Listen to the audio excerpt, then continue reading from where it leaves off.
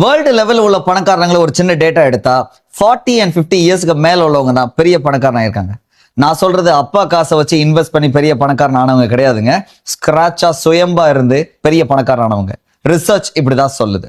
So இந்த video பார்த்துட்டு இருக்க சில பேர் 40-50 எனக்கும் தான் ஆகுது, நான் பணக்காரன் ஆகலைன்னு சொன்னீங்கன்னா உங்களை பத்தி கடைசியா பேசுறேன், கொஞ்சம் வெயிட் பண்ணுங்க. இந்த 40 இயர்ஸ்க்கு மேல ரிச் ஆகிறவங்களுக்கு சூப்பரா 3 குவாலிட்டி இருக்கும். Number 1 is experience.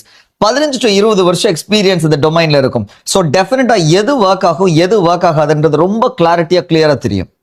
Number 2 network.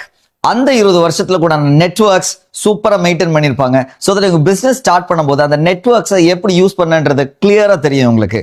இன்னும் கொஞ்சம் புத்திசாலியா இருந்தா பெரிய பெரிய கான்டாக்ட்ஸை கையில வச்சுப்பாங்க. சோ பிசினஸ் ஸ்டார்ட் பண்ணும்போது just like that the magic will happen. So third is very important, which is investments or capital. அவ்வளவு தூரம் சேவ் பண்ண அமௌண்ட்டை பிசினஸ்ல போட இவங்க ரெடியா இருப்பாங்க, போட்டுருவாங்க.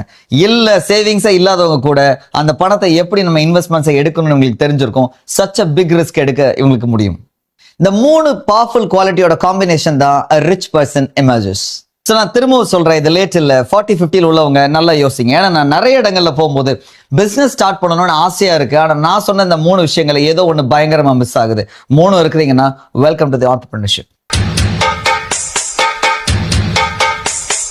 பந்தம் என்ன சொந்தம் என்ன போனா என்ன வந்தா என்ன உறவுக்கெல்லாம் கவலைப்பட்ட ஜென்மம் நான் இல்லை.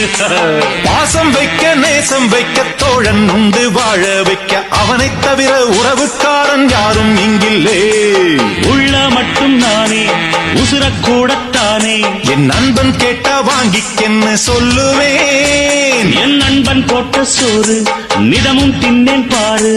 நட்பை கூட கற்பை போல எண்ணுவேன். சோகம் விட்டு சொர்க்கம் தொட்டு ராகம் இட்டு தாளம் இட்டு பாட்டு பாடும் வானம் பாடி நாம் தான்